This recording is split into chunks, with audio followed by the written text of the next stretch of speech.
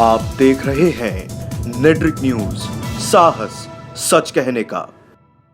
नमस्कार, आप देख रहे हैं नेट्रिक न्यूज और मैं हूं आपके साथ पद्मा शुभम। देश में चुनाव का माहौल है और इस चुनावी माहौल में पार्टियों के मैनिफेस्टो सामने आ गए हैं। सबसे पहले कांग्रेस ने अपने घोषणा पत्र को जारी कर वोटरों को साधने की कोशिश की। कांग्रेस के न्याय योजना को टक्कर देते हुए बीजेपी ने अपने संकल्प पत्र को जारी किया। बीजेपी ने जैसे ही अपने संकल्प पत्र की घोषणा की, उसके तुरंत बाद ही कांग्रेस ने अपनी प्रेस कॉन्फ्रेंस कर बीजेपी के संकल्प पत्र पर पलटवार की है। कांग्रेस के घोषणा पत्र जारी करने के बाद बीजेपी नेताओं ने भी उस पर जमकर हमला बोला था, तो कांग्रेस भी कहां पीछे रहने वाली थी। कांग्रेस ने प्रेस कॉन्फ्रेंस कर बीजेपी को उसके संकल्प पत्र पर घेरने की कोशिश की। कांग्रेस ने बीजेपी को साल 2014 के अधूरे वादे याद दिलाते हुए बीजेपी पर हमला बोला है।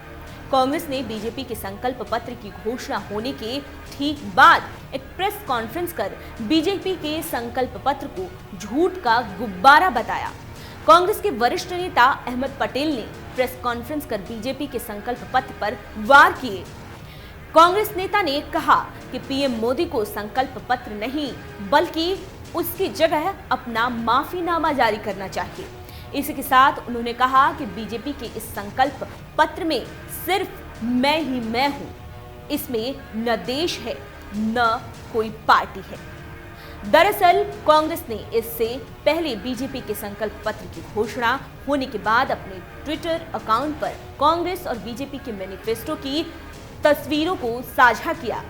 बीजेपी की कड़ी निंदा की। जो बीजेपी देश और धर्म और संस्कृति की बात करती है, उसी बीजेपी के संकल्प पत्र में सिर्फ पीएम मोदी नजर आ रहे हैं। इसी पर कांग्रेस ने बीजेपी की आलोचना करते हुए कहा कि उनके संकल्प पत्र में पीएम मोदी के अलावा कोई नजर नहीं आ रहा है, न देश की आम जनता और न ही उसकी पार्टी का कोई सदस्य। आपको बता दें कि साल 2014 में आई मैनिफेस्टो में अटल जी और आडवाणी जी के साथ बाकी पार्टी के लोग साथ खड़े थे, लेकिन साल 2019 में बीजेपी ने पहले अपने वरिष्ठ नेताओं का चुनाव के मैदान से पत्ता साफ कर दिया और अब अपने मैनिफेस्टो में भी उनको कहीं जगह नहीं दी है। यही वजह है कि जिस पर कांग्रेस बीजेपी पर अपने पूर्वजों के अपमान का आरोप लगा रही है। कांग्रेस का आरोप है कि उनके घोषणा पत्र में देश के करोड़ों लोगों के मन की बात है, जबकि बीजेपी के संकल्प पत्र में एक व्यक्ति के मन की बात है और अब वही देश में अपने मन की बात सुनाएगा।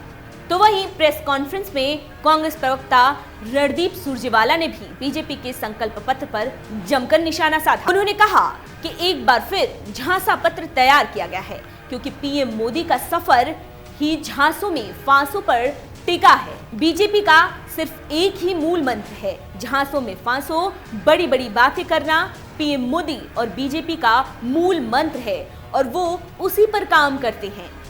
सुरजेवाला ने कहा कि इस बार 75 वादे कर रहे हैं और साल 2014 में किए गए 125 वादों का क्या हुआ। कांग्रेस ने इसी के साथ आरोप लगाया कि जब कोई अपना काम नहीं करता है, तभी वो खुद को बचाने के लिए बहानेबाजी का सहारा लेता है और पीएम मोदी अपनी नाकामियों को दूसरों के सिर मत्थे मढ़ देते हैं और आए दिन कोई नया बहाना बना देते हैं।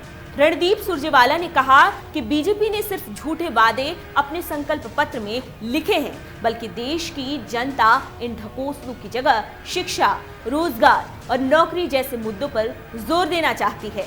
बीजेपी के बड़े बड़े नेताओं ने पिछले 5 साल के अपने इस सफर का बखान किया, लेकिन किसी ने भी देश के युवाओं के लिए रोजगार और नौकरी के लिए एक शब्द अपने मुंह से नहीं निकाला। बीजेपी ने अपनी सबसे बड़ी 2 गलतियों की भी अपने भाषण के दौरान कहीं चर्चा नहीं की, जबकि पहले बीजेपी काले धन के लिए नोटबंदी और जीएसटी का नाम लेना कभी नहीं भूलती थी, लेकिन इस बार बीजेपी ने इन दोनों की बात भी नहीं की थी।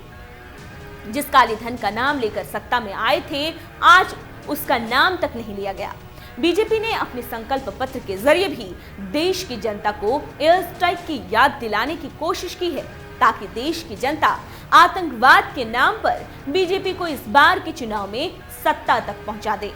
दूसरी तरफ पश्चिम बंगाल के सीएम ममता बनर्जी ने पीएम मोदी पर हमला बोलते हुए कहा कि उनके मुंह को चिपकाने वाला सर्जिकल टेप से बंद कर देना चाहिए ताकि वो झूठ न बोल सके। इसके अलावा दिल्ली के सीएम अरविंद केजरीवाल ने भी बीजेपी के संकल्प पत्र को जुमलों का नया संस्करण करार दिया है। कश्मीर के पूर्व सीएम फारूक अब्दुल्ला ने बीजेपी के 370 को खत्म करने वाली बात पर विवादित बयान देते हुए कहा कि बाहर से लाएंगे और यहाँ बरसाएंगे, हम क्या सोते रहेंगे, हम भी देखते हैं कि कैसे 370 को खत्म करते हैं। साल 2014 के राम मंदिर और इस बार के चुनाव में आतंकवाद बीजेपी के अहम मुद्दे रहे हैं और जैसे राम मंदिर को भुनाकर बीजेपी ने सत्ता हासिल की, वो उसी तरह इस बार के चुनाव में आतंकवाद का नाम लेकर जीत हासिल करना चाहती है। अब सवाल ये उठता है कि कांग्रेस और बीजेपी के मैनिफेस्टो का देश की आम जनता के मन पर क्या असर पड़ता है और कौन सी पार्टी का मैनिफेस्टो जनता के दिलों पर अपनी छाप छोड़ जाता है। अभी के लिए इतना ही।